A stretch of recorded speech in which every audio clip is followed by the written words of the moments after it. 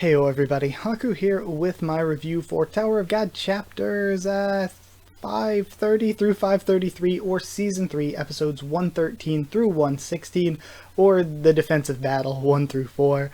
Excited to talk about and break down these four chapters in detail. I feel like my last review was an hour long. I felt like it was pretty fun. I was interrupted a lot while recording that last one, so I didn't feel great about like my I don't know what to call it, performance. But yeah, I thought it was really fun to get back to breaking down chapters in a detailed way again. I don't think this one's going to be as long, but there is a lot that I do want to talk about in depth. It's not going to be as long because the last one I had like 3 or 4 full pages of notes. This one I ended up with like a page and a half of notes. I think I'm most excited to get to talk about part 1 of Jinsung versus Purdidi and Holan. I feel like for some reason I must have really slept on that in my reaction, because I don't particularly remember that reaction. I don't particularly remember thinking, oh wow, that was a good chapter or anything, but upon reread and like taking notes and stuff, like that fight is so well written. When it comes to like attention to detail and like who's on the offensive and who's on the defensive and where they're at in the area and different portions of it, it's so well written that like I absolutely love it now, but I don't remember having that big of a reaction to it or anything. So I'm really excited to get to talk about that one. So yeah, there's tons of things to get to discuss here. But before I get into discussing these 4 chapters, there was actually one topic kind of related to this that I just thought about last night and just tweeted about last night, that I was like, okay, I want to add this in somewhere to my review or my reaction or something. But I just realized that, and I don't know what the case is for those of you who are reading the raws or anything, don't spoil me please, but I just realized that we're probably really close to getting confirmation on what Trauma Ray's Shinsu color is, and I'm going to be going through like a bunch of different theory stuff and sort of sidebars like usual when I'm breaking down these chapters, because there's so many things that are related to other things in the past or potential things in the future. But one prediction that I've had for a long time, well, really, I guess, ever since the Floor of Death, which I guess right now is like a really long time at this point.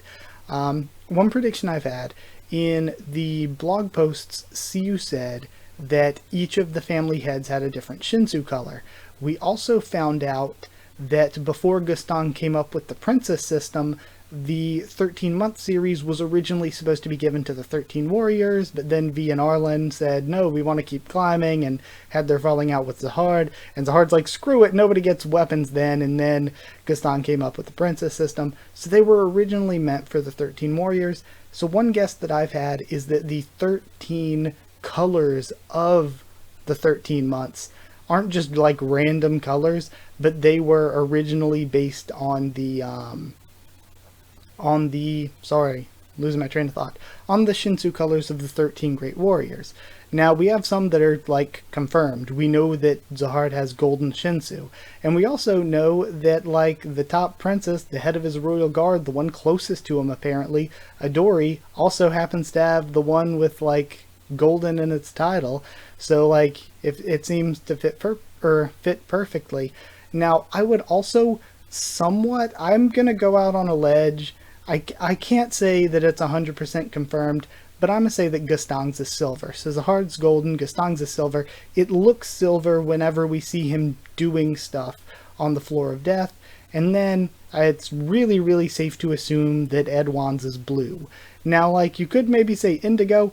I'll be real with you, I don't really know the difference. I'm like, isn't indigo just a shade of blue? I don't know what exactly is up with maybe the translation or what the difference is to Siu. But I'm gonna go ahead and say blue, not indigo, but it could be either or because they're kind of the same to me. And then other ones that I think we can assume from Yuri and Novik and basically every Ha family member except for Ha Yura, that Ha Yurine's is probably red. We can assume that Arie Hones is white. I think that's a very easy assumption to make. And I've also assumed that V's is black and Arlen's is colorless, because Bomb uses, when he uses my power and goes like burnt chestnut form and everything, like his normal Shinsu control is blue, when he uses the thorn it's red, but when he uses his power, he uses black and colorless Shinsu. We've seen him do that against white, and we've seen him do it against Dadazahard. So he uses black and colorless Shinsu. We also know that Bomb has had this super close connection to the Black March throughout the entirety of the series, and also that the colorless December was connected to Eurasia N, who is the one who had the connection to Arlen through the pocket and gave the Arlen information to Garam, who gave it to Bomb. So again, the Black March and the colorless December also already have connections to Arlen and V. Not only that, but Bomb also using black and colorless Shinsu. I just feel like it's safe to say that there is at least some connection worthy enough to go ahead and take a guess. Now that leaves us with over half with pretty good guesses, or confirmation even. And that leaves us with 6 that we don't really know about. So that would leave the indigo, green, the indigo, green, yellow, luminous, dark, and rainbow to go to the remaining 6 Great Warriors, who are, off the top of my head, let's see if I can remember them. There's Arihan, there's Blood Matter, Tupari, Traumaray, Yeon Hana, and Eurasia Blossom. So those remaining 6 have to have those remaining Shinsu colors. I always thought, because there were like so many branches and stuff, that maybe the Lopobia family heads would be rainbow. But now that we see Traumaray's got green hair, green eyes. If it was green, that would make total sense. So again, I'm pretty excited now, realizing, I know that this turned into a long explanation, but hey, theory time. It's pretty interesting now that we could be getting confirmation on what Traumaray's Shinsu color is, and if it is rainbow or if it is green, then that's another one that's confirmed, and there's only 5 more that we need to kind of guess with. Unless I'm wrong about one of the previous ones. But, you know, like I said, I think they're at least good enough to take a guess at. Whereas the rest, you know, we don't even have a guess yet. So yeah, interesting there that we could be getting Traumaray Shinsu color soon. Sorry that was such a big, massive tangent, but let's start talking about Chapter 530, or Season 3, Episode 113. So this is basically just the start of Jinsung versus Purdidi and Holan. That takes up like 80% of the chapter, and then we see a little bit of the Bomb and Leviathan stuff at the end. One thing that Purdidi mentions at the very beginning is, I should have brought eagle owls. Don't know what that means, but so that means, as cool as Purdidi has been during this fight, and I've mentioned in my reactions that, like, sure, they built him up. He's a high ranker. He's a branch leader. But Purdidi, even then, has exceeded my expectations as a character in combat and everything. He's so much cooler than I expected him to be. I don't know what I expected, but he is much cooler than that. And he's not even using all of what he potentially has. He doesn't even have eagle owls, whatever that means. Holan is real confident, offers to fight Jinsung alone.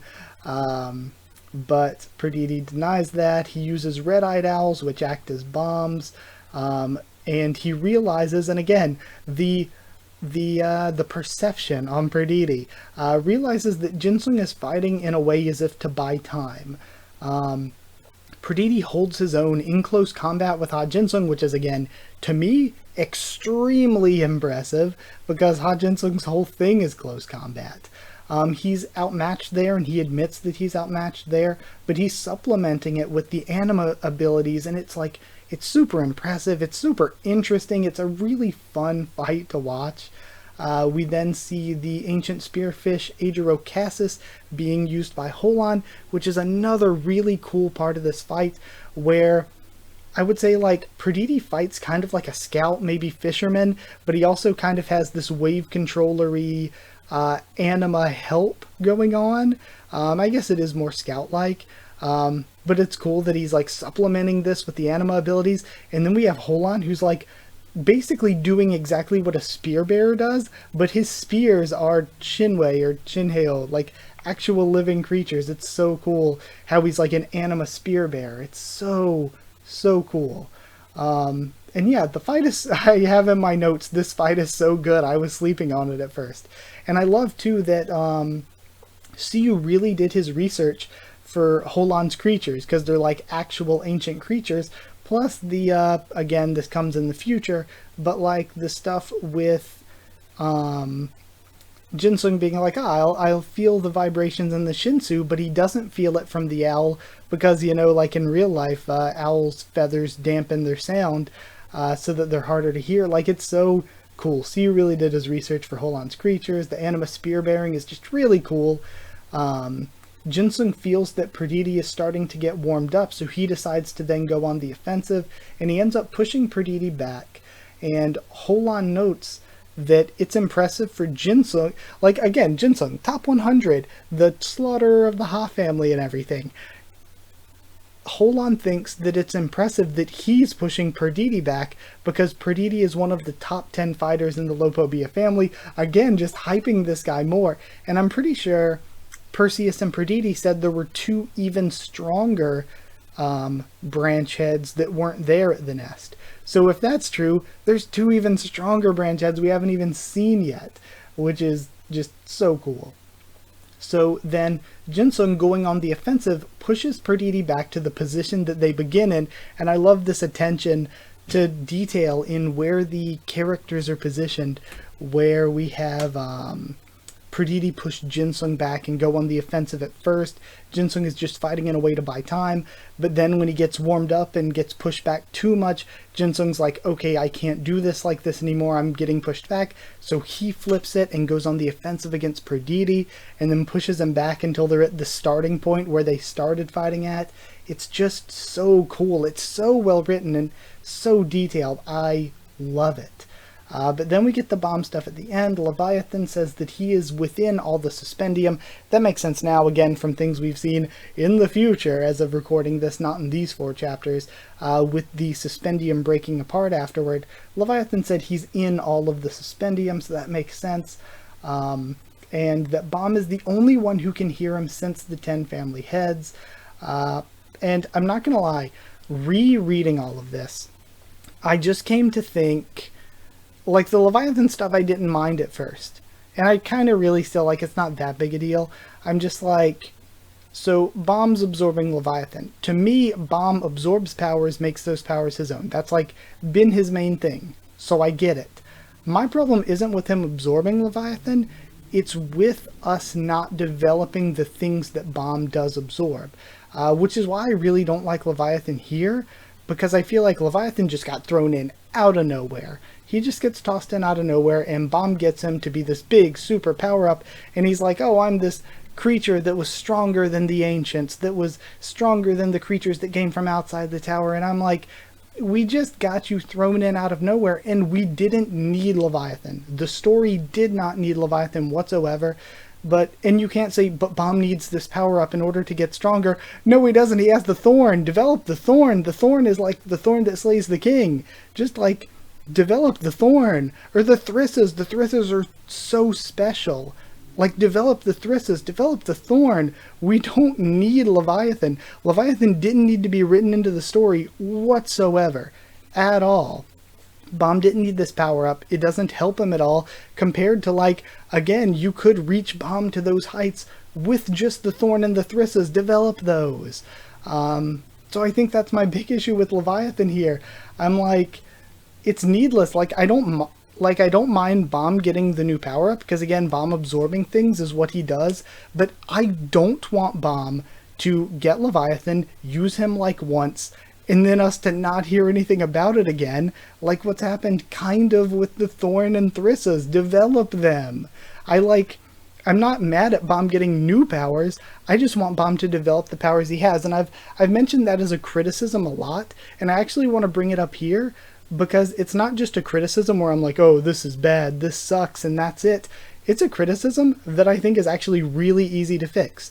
Guess what? Next arc, don't give Bomb a new power-up. Just develop the ones he already has, bam, it's fixed. That quick, that easy. That's all you have to do is hold off on giving him a power-up for like even just one arc and develop the power-ups he already has. And that's it. That's all you need to do and it's fixed. So with that, we're done with 530 and we move into 531, where we actually take a step back in time. And we go to a few minutes before the end of the Gakjidosang, who I never learned to pronounce correctly, or the Cat Tower game. We see Doan just killing everyone, including Karaka's ugly goons, whose designs they're not cool. I don't like Karaka's goons' designs. Doan's just killing everyone. And we have this funny stuff with the age gap where Karaka's like, what is up with this old lady just murdering everyone? And Doan's like, really? Do you think I'm an old lady? And of course, her being like, this is war. People die all the time. And I feel like that doesn't mean you slaughter your own allies, Doan. Doan's insane. Just actually insane. But Fuchil is noped out of there. Fuchil's just running at this point, like not dealing with an ancient warrior from the Hidden Grove plus a slayer. He runs right into a mouse, but Cha and Sola are chasing the mouse. Cha remembers him, which is a nice detail because, of course, Fuchil was at the Wall of Peaceful Coexistence when Cha busted out. So that was a cool bit that he like actually remembered him. Fuchil just attacks on sight. Fuchil is a madman. Fuchil says, hey, they're going after the mouse, and just like goes for his X scissor or whatever the attack was. Just immediately attacks.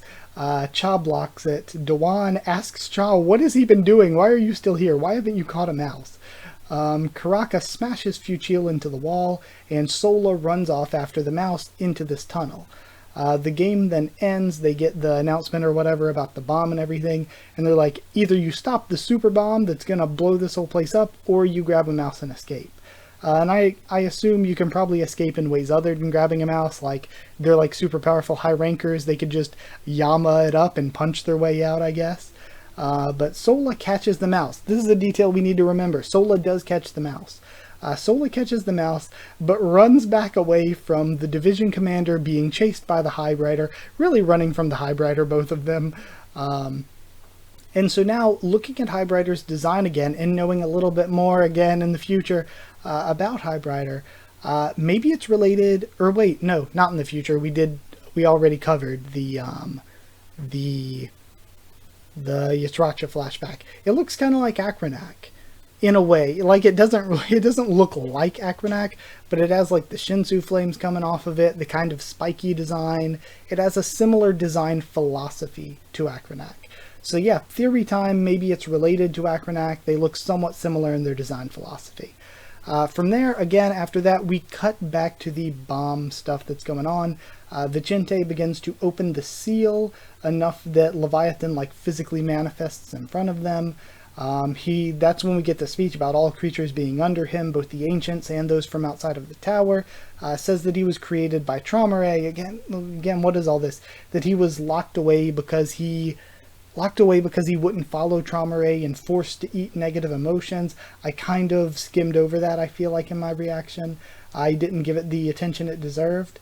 But yeah, I don't know if there were, like, with him, like, I was forced to eat negative emotions. I don't know if that means that he was literally forced to eat negative emotions, or if, like, he was like, I was locked away and I was stewing in my negative emotions because I was locked away. It could mean that. I don't know if it's maybe like a Korean saying or something, like I was forced to eat my emotions, like, because it kind of seems like the kind of thing that would be like an idiom.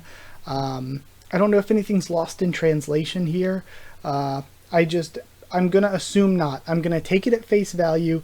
I'm going to take it literally for now, but I also should probably note that I don't know if anything there is like not literal or if anything's lost in translation there. Then, yeah, he says he fed on hatred. He's the armor of evil against the king. And I'm like, we have the thorn. So yeah, again, I have in my notes, I said, okay, this sucks. LMAO, just developed the Thorn and Thrissa. Yeah, I do like, though, at the end of this chapter, I like Bomb's character decisions and character work here, where he makes a moral decision. He's like, okay, So the deal, Machete told me to free this guy. Machete told me to free this thing, but I have the feeling that if I free him, that's not a good thing. People, like, innocent people are going to get hurt if I free this thing, so I'm not going to do that. I actually really like that we have a Bomb character moment where he takes the moral stance of being like, you know, the deal was to free this guy. I'm kind of still, in a sense, gonna free this guy, but I'm not letting this guy run free. This is not a good idea. This is not a good plan. I like that we get that moment with Bomb. So again, again, with the criticisms of me really kind of thinking the whole Leviathan thing's a bit pointless, but the good parts of, you know, Bomb having some character work here that's decent. Next is 532 that I actually have a really small amount of notes on. Huh, weird. But in 532, or episode 115 of season 3, Bomb asks Vicente to put the seal inside of him instead of opening it up. We have Yasracha still clapping Doom and Yama. He has his line where he's like, "Did you think you lost last time just because of the fear stuff? I'm still, like, ahead of you as a fighter." And he reiterates how he told them to live in hiding. Of course, good guy Yasracha. I'm totally team Yasracha. Of course, good guy Yasracha, trying to protect them, tells them to live in hiding. They don't even know what they should be afraid of. He says that Wang Wang had false hopes about Traumeré as a person and was proven wrong. And I have in my notes, lol, shut up, Yama. Because Yama's like, no, my father was right in all this. My father wasn't wrong. And no, Wang Wang tried to trust him. And I'm not saying Wang Wang was a bad person, of course not. But Wang Wang tried to trust Traumeré, and he was totally wrong to trust Traumeré. Like, he totally messed up there. Traumeré was not trustworthy at all. And you can commend Wang Wang's loyalty and all, but Traumeré was not a good guy. And Wang Wang, like Yasracha's right here, Wang Wang had hopes about him, but those hopes were wrong. Traumeré's not a good dude. So then Yasracha gets told about the game ending and about the warp signal. He's like, well, that doesn't sound good. And he leaves Yama in this cage trap. Then he tells Yama to... I saw tells Yama to, and I was like, Yamato? What? Tells Yama to stay quiet, and he goes to Liboric, because he's like, okay, the like signals in Liboric's ship, which I forgot about. I forgot that they're not just in like the nest building, like where Traumeré and all of them are, that's within the Raven, that's within Liboric's warship. Which I kind of forgot about a little bit until I looked on the wiki and I was like, oh yeah, the Raven, that's what that thing is. So from there we have the Cobalt Poison Frog that became a deity after eating 10,000 snakes, and I love him. I love the design. My favorite part of him, though, is the ridiculously long name. I love Cobalt's ridiculously long name. It is so fun. Then Bomb eats his first of 10,000 snakes on his way there, and Kun and the Sweetfish help. And that is it for chapter 532. Then lastly, we get into chapter 533, or season 3, episode 116, where Cobalt yoinks Yama and Yasracha, and I wonder if that works, because he like sends out these little Shinsu frog tongues, basically, and pulls them in. I wonder if it works similarly to Kelhelm's arrows, you know? Jinsung is still the only one looking up, not bowing down, facing the ground. I love this frog. His poses and everything are great. I love Cobalt. Then Traumeré says to Yasracha that he came to see someone who isn't just a creature, of course Bomb, because he's an irregular. And we learned that Yasracha took the Lopobia name. I'm pretty sure that's a mistranslation because they say the Lopobia castle, but I think it's meant to be name. He took the Lopobia name and was transferred to Zahar's army after Wang Wang's death as a reward, and Traumeré says that even he did not expect for Yasracha to rise to the level that he's gotten to be a squadron commander, but of course it makes sense because, like I mentioned in the last review, we specifically have, when Zahar is at the battlefield in the form of his hologram, Yasracha fights to impress him, which is again a good detail that would tell us why he would rise up the ranks, because Zahard saw Yusracha fight all the way back then, and Yusracha fought, like, quote unquote, like, specifically to impress him all the way back then. Then we have Yama won't shut up. Yama's just screaming, and Yusracha's like, please, please stop. Please, you're being loud. Traumare trying, like, it's so good when Traumare's trying to remember who is Yama. I've heard that name before, and it's so tense and so scary. It's so good. Yusracha lies to him. Yusracha's just lying again and again. Yama busts out of the prison meathead style. Traumare remembers and stands, and it's so cool. Perseus captures Yama again. Like, Purdidi has, like, really surpassed my expectations. I'm really hyping Perseus now because of that. I think he's really cool too. Perseus captured Yama there. Doom just gets slapped by what I'm assuming is like a little tail whip from the Fandor harp? Hairtail Fandor harp, right? That thing? Because we see it kind of halfway see-through around Traumare when he stands up.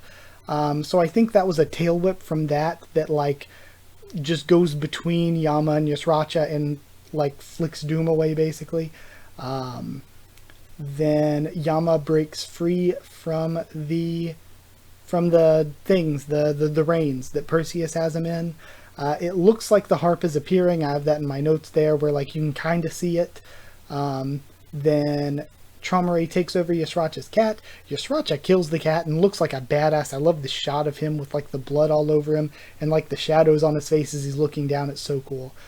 He then beastifies, goes full transformation, and mentions that he has the power not to be dominated from researching the Highbrider. Which again might make sense if the Highbrider is somehow related to the Akranak. I'm excited to learn more about that. It's cool that the Highbrider is important. I kind of forgot about that whole group a little bit after it happened, but now going back through and taking notes, I actually want to see more of like the Karaka and Cha and Dewan and that one. We don't even have a name for him yet. The one division commander, the one Liboric goon that was hyped up, but we never saw do anything. I really want to see more of them. I want to see what they're doing. And Sola's there as well. Yeah, and I think I mentioned Karaka, but I'm not sure. Yeah, I really want to see more of them. Yeah, that's it. So yeah, just my little like bullet points in the end. I have Purdidi Holan versus Jinsung is extremely well written. It is. It's really great. I love the stuff with Karaka and Doan, etc. I really did. I want to see that group again now. Again, I kind of like forgot about them a little bit after I read that chapter. But now I want to see that group some more, figure out more about the Highbrider. I want to see that stuff. Yeah, the Yama and Yusracha plot just continues to be great. It has been great, like pretty much all season 3. I love the Yama and Yusracha plot. It's just consistently been really great. And my last bullet point is Bomb, the main character, feels like an unnecessary distraction from the plot. And he kind of does, because I feel like we do not need this Leviathan stuff. We did not need this at all. I mean, I know it relates to the Machete stuff, and I want to see more of that. It relates maybe to the boss stuff. I mean, the boss was there, but we don't know how much of that is specifically related to the Leviathan, or how much is just because it's Bomb. So, like, we could have found something else to do here, I feel like, for Bomb. The Leviathan stuff just doesn't particularly interest me that much compared to other potential things that could have been done with Bomb that could have been better. And like when you ask me, like even when I was reading this chapters, what I want to see now or what I wanted to see reading these chapters, I want to see the Yama and Yusracha stuff. I want to see Traumare. I want to see the Jinsung fight because that's really well written. I want to see more of what these side characters are doing. I want to see the group with the Highbrider a lot now. Like Bomb and Leviathan, Bomb playing tug-of-war with the snake is like my bottom tier of what I felt like seeing. And even now it's like there's just so many really interesting, like very important feeling things going on to the nest right now that Bomb just kind of feels like a sideshow. But yeah, like I said, there's pluses and minuses to it. I don't think it's bad that Bomb got the Leviathan. I just think it's unnecessary. What I want is for Bomb to develop, like for the story to develop the Thrissa and the Thorn some more. And if we're getting Leviathan, I do not want Leviathan to just be dropped and forgotten about. I want some actual development there. So that's the thing. I don't hate Bomb getting power-ups because that is what the story has kind of always done. I hate us getting a power-up and then jumping straight to a new power-up without developing Bomb and what's going on. And one thing, because I'm trying to like balance any sort of criticisms I have with ways that I think it can be improved. And like I said, I think it can be improved really easily. Just develop what Bomb already has and it's like, okay, not a problem anymore. It's like, bam, problem fixed. Or another thing, I'm trying to balance it as well with things that I like about it. And I like that, again, Bomb didn't just release the Leviathan, but said, you know, probably bad idea to release the Leviathan. So instead of doing that, I'm just going to take it. And now we're left to see what's he going to do. I also love, we haven't gotten to that yet, so it is a little bit ahead if you're like somehow watching these as you're reading, I guess spoiler alert, but I know like a chapter or two after this, I love that Bomb goes straight to rescue Jinsung because that was his goal this entire time. His goal was to rescue Jinsung, so I love that as soon as he escapes from here, he goes straight to Jinsung. I love that. Because it shows that, again, that is Bomb's priority. So I really do love that. But yeah, now we get some cool stuff like what's going to go on with the boss. Again, that's getting a little ahead of time or ahead of things. What's Bomb going to do with Machete? So yeah, that's really, really interesting. Again, 534 and 535 have already been out, but we got 3 more weeks to wait. There's actually going to be 5 chapters in May, so we're going to have a massive 5-chapter review at the end of this month. But yeah, that is it for what's going on right now. Thank you so much for watching my breakdown of these 4 chapters. It was really, really fun to get to talk about them. I have another video I recorded right before this one that I'm going to be posting after it. So I guess like, from when you're seeing this, maybe like tomorrow or something, you'll get another Tower of God video.